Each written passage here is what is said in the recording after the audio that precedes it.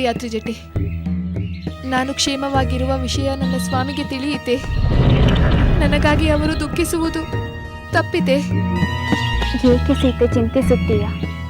ನಮ್ಮ ಪ್ರಭು ವಿಭೀಷಣ ಜೊತೆಯಲ್ಲಿರುವುದರಿಂದ ಆ ಇಂದ್ರಜಿತುವಿನ ಮಾಯಾ ಜಾಲದ ಮರಳು ಮಂಜಿನಂತೆ ಕರಗಿ ಹೋಗುತ್ತದೆ. ತ್ರಿಜಟೆ, ಈಗ ನನ್ನ ಸ್ವಾಮಿಯ ಇಂದ್ರಜಿತುವಿನ ಮೇಲೆ ಕ್ರೋಧಾವಿಷ್ಟರಾಗಿ ಘನಘೋರವಾಗಿ ಯುದ್ಧ ಮಾಡುತ್ತಾರೆ ಅಲ್ಲವೇ? ಅದರಲ್ಲಿ ಸಂದೇಹವೇ ಇಲ್ಲ. ಇಂಥ ದುಷ್ಕೃತ್ಯ ಮಾಡಿದ ಆ ಇಂದ್ರಜಿತು ತನ್ನ ಮೃತ್ಯುವನ್ನು ತಾನೇ ಆಹ್ವಾನಿಸಿದಂತಾಗಿದೆ. ತ್ರಿಜಟೆ, ಈಗಾಗಲೇ ಯುದ್ಧ ಆರಂಭವಾಯಿತೆ? ನನ್ನ ಸ್ವಾಮಿ ರಣರಂಗಕ್ಕೆ ಬಂದಿದ್ದಾರೆಯೇ? ಇಲ್ಲ ಸೀತೆ, ಇನ್ನೂ ಯುದ್ಧ ಆರಂಭವಾಗಿಲ್ಲ. ರಣರಂಗದಿಂದ ಮಾಯವಾದ ಆ ಇಂದ್ರಜಿತು ಕೂಡ ಇನ್ನೂ ಬಂದಿಲ್ಲ. ಮರಣ ಭಯದಿಂದ ಆ ಇಂದ್ರಜಿತು ಮತ್ತೆ ರಣರಂಗಕ್ಕೆ ಬರುವುದೇ ಇಲ್ಲವೇ? ಬರುತ್ತಾನೆ ಸೀತೆ, ಖಂಡಿತ ಬಂದೇ ಬರುತ್ತಾನೆ. ಅವನು ತನ್ನ ಶಕ್ತಿ ಹೆಚ್ಚಿಸಿಕೊಂಡು ಬರುತ್ತಾನೆ. ಅವನು ಹೇಗೆ ತನ್ನ ಶಕ್ತಿಯನ್ನು ಹೆಚ್ಚಿಸಿಕೊಳ್ಳುತ್ತಾನೆ? ಸೀತೆ, ಅವನಿಗೆ ಬ್ರಹ್ಮನ ವರವಿದೆ. ಅವನು ತನ್ನ ಸಂಕಲ್ಪದಂತೆ ಹೋಮವನ್ನು ಪೂರ್ಣಗೊಳಿಸಿ ಹೊರಟರೆ ಇಂದ್ರಜಿತು ಅಜೇಯನಾಗುತ್ತಾನೆ. ಆನಂತರ ಅವನನ್ನು ಯಾರು ಗೆಲ್ಲಲಾಗುವುದಿಲ್ಲ. ಹಾಗಾದರೆ ಮುಂದೇನು ಗತಿ ತ್ರಿಜಟೆ? ಅವನಿಂದ ನನ್ನ ಸ್ವಾಮಿಯೇ ಪರಾಜಿತರಾಗುತ್ತಾರೆಯೇ? ಇಲ್ಲ, ಹಾಗಾಗಬಾರದು. ಆ ದುರುಳ ಇಂದ್ರಜಿತುವಿನಿಂದ ನನ್ನ ಸ್ವಾಮಿ ಸೋಲುವುದನ್ನು ನಾನು ಊಹಿಸಿಕೊಳ್ಳಲು ಸಾಧ್ಯವಿಲ್ಲ. ಚಿಂತಿಸಬೇಡ ಸೀತೆ, ಅವನ ಹೋಮ ಪೂರ್ಣಗೊಂಡರೆ ತಾನೆ ಇಂದ್ರಜಿತು ಅಜೇಯನಾಗುವುದು. ಅಷ್ಟರಲ್ಲಿ ಏನಾದರೂ ಅಡ್ಡಿ ಆಗೇ ಆಗುತ್ತದೆ. ಆಗಬೇಕು, ಅಡ್ಡಿಯಾಗಲೇಬೇಕು. ಅವನ ಹೋಮ ಸುಗಮವಾಗಿ ಪೂರ್ಣಗೊಳ್ಳಬಾರದು.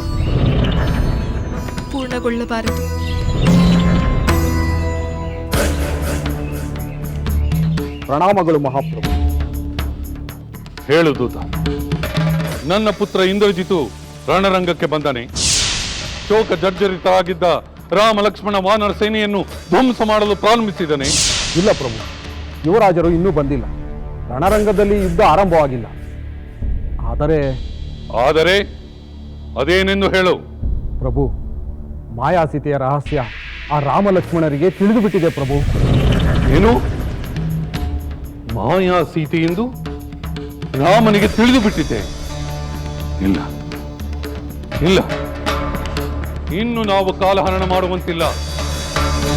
ಇನ್ನು ತಡ ಮಾಡಿದರೆ ಶತ್ರುಗಳಿಗೆ ತಮ್ಮ ಬಲವನ್ನು ಹೆಚ್ಚಿಸಿಕೊಳ್ಳಲು ನಾವೇ ಅವಕಾಶ ಮಾಡಿಕೊಟ್ಟಂತಾಗುತ್ತದೆ. ಅಲ್ಲದೆ ಅವರೇನಾದರೂ ಪ್ರತಿತಂತ್ರವನ್ನು ರೂಪಿಸಿದರೆ ನಮಗೆ ಕಷ್ಟವಾಗುತ್ತದೆ. ಇಂದ್ರಜಿತುವಿಗೆ ಬೇಗನೆ ಹೋಗಿ ಯುದ್ಧ ಮಾಡೆಂದು ಹೇಳಬೇಕು. ಪ್ರಭು, ಹಾಗೆಂದು ಇಂದ್ರಜಿತುವಿಗೆ ಹೇಳುವರಾರು? ಅಲ್ಲದೆ ಈಗ ಅವರು ಎಲ್ಲಿದ್ದಾರೆಂದು ಮೊದಲು ತಿಳಿಯಬೇಕಲ್ಲ. ಅವನು ಈಗ ನಿಕುಂಬಿಲ ವನದಲ್ಲಿರುತ್ತಾನೆ. ಹೋಮ ಯಜ್ಞಗಳನ್ನು ಮಾಡುತ್ತಿರುತ್ತಾನೆ. ಪ್ರಭು, ಅಲ್ಲಿಗೆ ಹೋಗಲು ಎಲ್ಲರೂ ಹೆದರುತ್ತಾರೆ, ನಿಮ್ಮನ್ನು ಬಿಟ್ಟು. ಸರಿ, ನಾನೇ ಅಲ್ಲಿಗೆ ಹೋಗುತ್ತೇನೆ. ಇಂದ್ರಜಿತುವಿಗೆ ಬೇಗನೆ ಯುದ್ಧ ಪ್ರಾರಂಭ ಮಾಡೆಂದು ಹೇಳುತ್ತೇನೆ.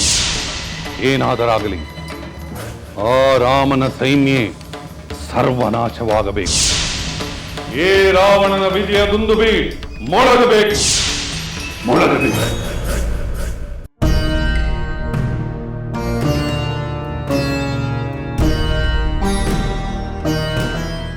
ಪ್ರಭು ರಾಮಚಂದ್ರ, ನಮ್ಮ ವಾನರ ಸೈನ್ಯವೆಲ್ಲ ನಿನ್ನನ್ನೇ ಅವಲಂಬಿಸಿದ್ದಾರೆ. ನೀನು ದುಃಖಿತನಾದರೆ ನಮ್ಮ ವಾನರ ಸೈನ್ಯವೆಲ್ಲ ದುಃಖಿತರಾಗುತ್ತಾರೆ. ಈಗ ಈ ಅನಿರೀಕ್ಷಿತ ಆಘಾತದಿಂದ ಎಲ್ಲರೂ ಕುಗ್ಗಿ ಹೋಗಿದ್ದಾರೆ. ನೀನು ಮತ್ತೆ ಗೆಲುವಾದರೆ ಇಡೀ ನಮ್ಮ ವಾನರ ಸೈನ್ಯವೇ ಚೈತನ್ಯ ತುಂಬಿದಂತಾಗುತ್ತದೆ. ನಿನ್ನ ಮಾತು ನಿಜ ವಿಭೀಷಣ. ಮುಂದೆ ನಾವು ಏನು ಮಾಡಬೇಕೆಂದು ನೀನೇ ಹೇಳು. ಆ ಇಂದ್ರಜಿತುವಿನ ವಿಷಯವನ್ನು ಹೆಚ್ಚಾಗಿ ತಿಳಿದಿರುವವನು ನೀನೆ. ಹೇಳುತ್ತೇನೆ ರಾಮಚಂದ್ರ. ಈಗ ಇಂದ್ರಜಿತುವಿನ ಮೇಲೆ ಯುದ್ಧ ಮಾಡಲು ಸೂಕ್ತ ಸಮಯ. ಲಕ್ಷ್ಮಣ ಈಗಲೇ ತನ್ನ ಸೈನ್ಯದೊಂದಿಗೆ ರಣರಂಗಕ್ಕೆ ಹೋಗಲಿ. ಅಲ್ಲಿ ತನ್ನ ಶರಾಘಾತದಿಂದ ಇಂದ್ರಜಿತುವಿನ ಹೋಮ ಕಾರ್ಯಕ್ಕೆ ಅಡ್ಡಿಪಡಿಸಲಿ. ಹೌದು ಸಹೋದರ, ವಿಭೀಷಣನ ಸಲಹೆ ಉಚಿತವಾಗಿತ್ತು. ಆ ಇಂದ್ರಜಿತುವನ್ನು ನಿಗ್ರಹಿಸಲು ನಾನು ಕಾತರಗೊಂಡಿದ್ದೇನೆ. ಹೌದು ರಾಘವ, ಆ ಇಂದ್ರಜಿತುವಿನ ವಧೆಗಾಗಿ ಲಕ್ಷ್ಮಣ ಸಮರ್ಥನಾಗಿದ್ದಾನೆ. ದೈತ್ಯರ ವಧೆಗಾಗಿ ದೇವೇಂದ್ರ ತನ್ನ ವಜ್ರಾಯುಧಕ್ಕೆ ಆದೇಶ ನೀಡುವಂತೆ ನೀನು ಆ ಇಂದ್ರಜಿತುವಿನ ವಧೆಗಾಗಿ ಲಕ್ಷ್ಮಣನಿಗೆ ಆದೇಶ ನೀಡು.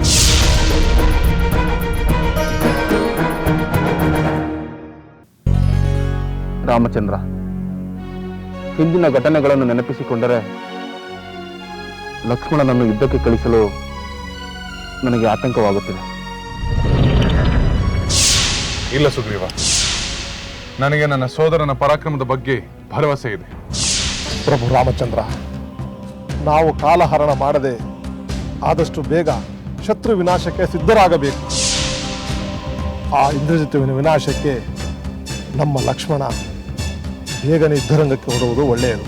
ವಿಭೀಷಣ, ಹಾಗಾದರೆ ಈಗ ಲಕ್ಷ್ಮಣ ಇಂದ್ರಜಿತುವಿನ ಮೇಲೆ ಯುದ್ಧ ಮಾಡಿದರೆ ಯಶಸ್ವಿಯಾಗುವನೆಂದು ಹೇಳುತ್ತೀಯಾ? ಬೇಕಾದರೆ ನಾನು ಲಕ್ಷ್ಮಣನೊಂದಿಗೆ ರಣರಂಗಕ್ಕೆ ಹೋಗುವೆ. ಅಂಗದ ಕುಮಾರ, ನಿಕುಂಬಿಲಾ ವನದಲ್ಲಿ ಇಂದ್ರಜಿತು ತನ್ನ ಯಜ್ಞವನ್ನು ಪೂರೈಸಿಬಿಟ್ಟರೆ ಯುದ್ಧದಲ್ಲಿ ದೇವದಾನವರಾದಿಯಾಗಿ ಯಾರೂ ಅವನನ್ನು ಜಯಿಸಲಾಗುವುದಿಲ್ಲ. ಅದರಿಂದ ನನಗೆ ಆತಂಕವಾಗುತ್ತಿದೆ. ವಿಭೀಷಣ, ನಿನ್ನ ಆತಂಕ ಆತುರ ನನಗೆ ಅರ್ಥವಾಗುತ್ತದೆ. ನಿನ್ನ ಭಾವನೆಗಳು ನನಗೆ ಅರ್ಥವಾಗುತ್ತವೆ. ಪ್ರಭು ರಾಮಚಂದ್ರ, ನಮಗೆ ದುಃಖ ಉಂಟು ಮಾಡಿದ ಶತ್ರುಗಳು ಯಾವ ಕಾರಣಕ್ಕೂ ಸಂತೋಷದಿಂದ ಇರಬಾರದು. ನಾವೆಲ್ಲ ಹತಾಶೆಯ ಗೂಡಿನಿಂದ ಹೊರಬಂದು ರಣೋತ್ಸಾಹದಿಂದ ಮುನ್ನುಗ್ಗಬೇಕಾಗಿದೆ. ನಿನ್ನ ಮಾತು ಸರಿಯಾಗಿದೆ ವಿಭೀಷಣ. ನಾವು ಹೊಸ ಉತ್ಸಾಹದಿಂದ ಶತ್ರು ದಮನ ಮಾಡಲು ಮುಂದಾಗಬೇಕು. ಅಂದರೆ ಲಕ್ಷ್ಮಣ ತಕ್ಷಣ ಹೊರಡಲಿ ಎಂದು ನೀನು ಸೂಚಿಸುತ್ತಿರುವೆ ಅಲ್ಲವೇ ವಿಭೀಷಣ? ಹೌದು ರಾಮಚಂದ್ರ, ಲಕ್ಷ್ಮಣ ಸೇನಾ ಸಹಿತನಾಗಿ ನಿಕುಂಬಲಾವನಕ್ಕೆ ಹೋಗಿ ಅಲ್ಲಿ ಇಂದ್ರಜಿತುವಿನ ಹೋಮಕ್ಕೆ ಅಡ್ಡಿಪಡಿಸಿ ಅವನನ್ನು ನಿಗ್ರಹಿಸುವುದು ಉಚಿತವಾಗಿದೆ. ವಿಭೀಷಣ, ಇಂದ್ರಜಿತುವಿಗೆ ಬ್ರಹ್ಮದೇವ ವರ ನೀಡಿದಾಗ ಅವನು ಏನು ಹೇಳಿದ ಎಂದು ಮತ್ತೊಮ್ಮೆ ಹೇಳು. ನೀನು ಸಂಕಲ್ಪ ಮಾಡಿ ಕುಳಿತು ಹೋಮ ಮಾಡುವಾಗ ಅದು ಪೂರ್ಣಗೊಳ್ಳುವ ಮೊದಲೇ ಶಸ್ತ್ರಪಾಣಿಯಾಗಿ ಯಾವ ಶತ್ರು ಆಕ್ರಮಿಸಿದರೂ ಆ ಶತ್ರುವಿಂದಲೇ ನಿನ್ನ ವಧೆಯಾಗುತ್ತದೆ. ಇದೇ ಬ್ರಹ್ಮದೇವ ಹೇಳಿದ ಮಾತು ರಾಮಚಂದ್ರ. ಅಂದರೆ ಈಗ ಲಕ್ಷ್ಮಣ ಅಲ್ಲಿಗೆ ಹೋಗಿ ಇಂದ್ರಜಿತುವನ್ನು ಸುಲಭವಾಗಿ ಸಂಹರಿಸಬಹುದು. ವಿಭೀಷಣ, ನಾನು ಕೆಲಕಾಲ ಯೋಚಿಸಿ ನನ್ನ ನಿರ್ಧಾರವನ್ನು ಶೀಘ್ರವಾಗಿ ತಿಳಿಸುತ್ತೇನೆ.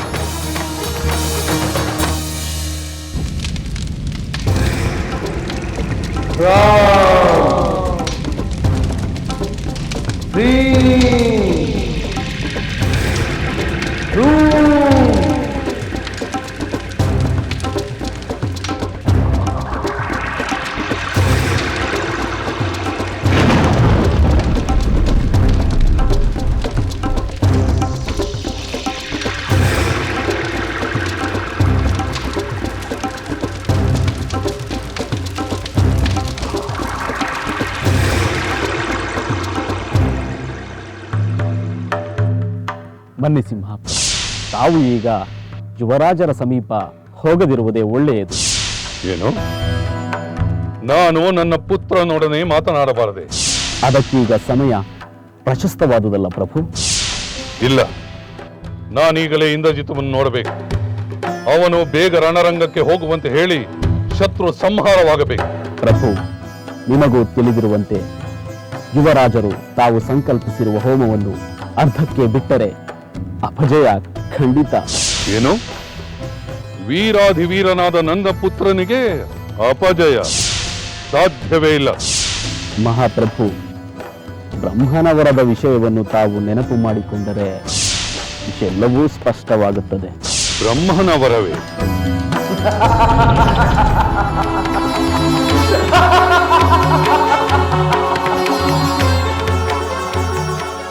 ದೇವ, ನಾನು ಇಂದ್ರನನ್ನು ಬಿಡಬೇಕಾದರೆ ನನಗೆ ನೀನು ಅಮರತೆಯ ವರವನ್ನು ಕರುಣಿಸಬೇಕು. ವತ್ಸ, ಈ ಭೂಮಂಡಲದಲ್ಲಿ ಪಶು ಪಕ್ಷಿಯೇ ಆಗಲಿ ಮನುಷ್ಯರೇ ಆಗಲಿ ಯಾವ ಜೀವಿಯೇ ಆಗಲಿ ಅಮರತ್ವವನ್ನು ಪಡೆಯಲು ಸಾಧ್ಯವಿಲ್ಲ. ನೀತಿಯನ್ನು ಮೀರುವ ಅಧಿಕಾರ ನನಗಿಲ್ಲ. ಅದನ್ನು ಬಿಟ್ಟು ಬೇರೆ ಏನನ್ನಾದರೂ ಕೇಳು. ನಾನು ಜಯಾಪೇಕ್ಷೆಯಿಂದ ಯುದ್ಧ ಭೂಮಿಗೆ ಹೊರಡುವ ಮೊದಲು ಮಂತ್ರಯುಕ್ತವಾದ ಹವಿಸಿನ ಆಹುತಿಯೊಂದಿಗೆ ಅಗ್ನಿದೇವನನ್ನು ಪೂಜಿಸುತ್ತೇನೆ. ಆಗ ಅಗ್ನಿಕುಂಡದಿಂದ ನನಗೆ ದಿವ್ಯಾಸ್ತ್ರಗಳು ಲಭಿಸಬೇಕು. ನಾನು ದಿವ್ಯಾಸ್ತ್ರಗಳಿಂದ ಯುದ್ಧ ಮಾಡುವಾಗ ನನಗೆ ಯಾರಿಂದಲೂ ಮರಣ ಸಂಭವಿಸಬಾರದು. ಆಗಬಹುದು, ಆದರೆ ಯುದ್ಧ ನಿಮಿತ್ತವಾಗಿ ನೀನು ಕೈಗೊಂಡಿರುವ ಹೋಮ ಪೂರ್ಣಗೊಳ್ಳುವ ಮೊದಲು ನೀನೇನಾದರೂ ಯುದ್ಧಕ್ಕೆ ತೆರಳಿದರೆ ಈ ವರ ಫಲಿಸದು. ಹಾಗೆ ಆಗಲಿ ಬ್ರಹ್ಮದೇವ. ಹೋಮ ಪೂರ್ಣವಾಗುವ ಮೊದಲೇ ನಾನು ಯುದ್ಧಕ್ಕೆ ಹೋದರೆ ನನ್ನ ವಿನಾಶವಾಗಲಿ. ತಥಾ.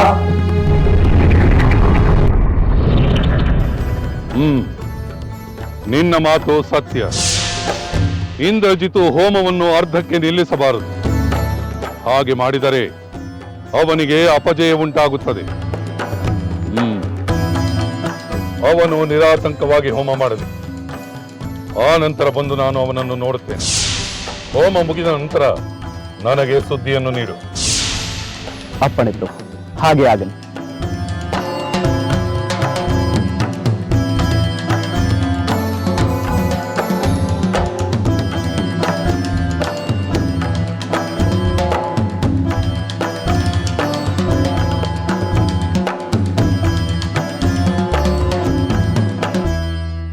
ನಿನ್ನ ಸಲಹೆ ಕಾಲೋಚಿತವಾಗಿದೆ, ಸಂದರ್ಭೋಚಿತವಾಗಿದೆ.